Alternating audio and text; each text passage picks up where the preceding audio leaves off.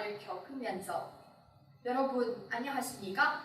저는 북경외국어대학교 2학년 학생 최자희입니다.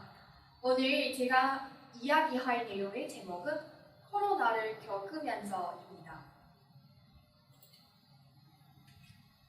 2020년 초 우리나라 우한에서 코로나19가 처음 발생했습니다. 그때 당시에는 병hom이 없어서 생활 필수품도 부족하고 의료용품도 부족했습니다.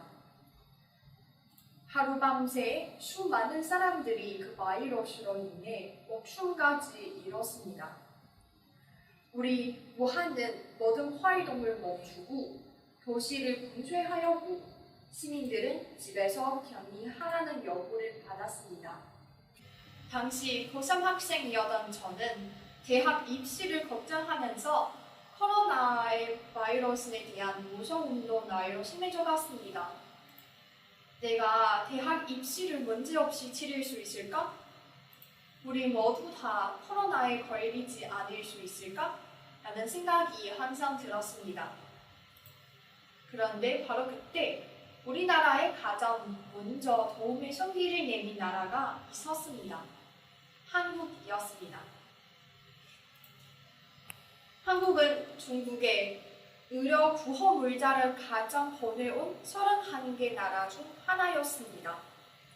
한국 정부뿐만 아니라 한국 각지에서 보내온 중국 힘내라, 우한 힘내라 라는 응원 메시지는 아직도 우리 중국인의 뇌리에 선명히 남아 있습니다.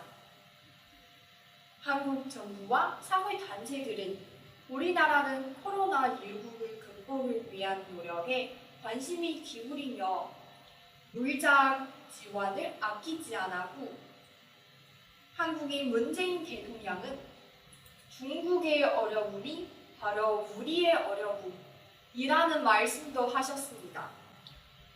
중국에 이런 속담이 있습니다. 投之以不逃, 报之以琼瑶.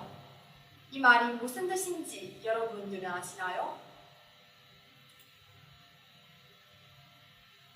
중국 사람은 어떤 사람한테서 도움이나 선물 등을 받으면 나중에 꼭 돈 많이 돌려준다는 말입니다. 2020년 3월 우리나라는 한국의 마스크 110만 장, 방호복 10,000벌에 추가로 마스크 100만 장을 지원했습니다. 그리고 2달이 지난 후에 중한 양국은 방역으로 인해 하늘 길이 막힌 상황에서도 전 세계에서 제일 먼저 기업인의 결혼을 위한 입국 절차 간소화 제도인 신속 통로를 개통했습니다. 한국에 보내온 물자의 포장에 守望相助, 同舟共济라는 한자가 쓰여 있었습니다. 한국어로 말하면 중한 양국은 서로 협력하여 한 마음 한 뜻으로 노력해야 한다는 뜻입니다. 코로나는 인류 공동의 적이라고 생각합니다.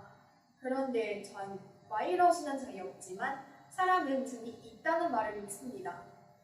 우리나라와 한국은 비록 전염병 방역에 대한 정책은 다르지만 우리 모두 다 방역을 위해 발벗고 나서고 있습니다. 어려움이 아무리 많이 찾아오더라도 포기하지 마십시오. 비바람이 멈출 때까지 가고자 하는 길을 가다 보면 분명 해가 뜰 테니까요. 이상입니다. 들어주셔서 감사합니다.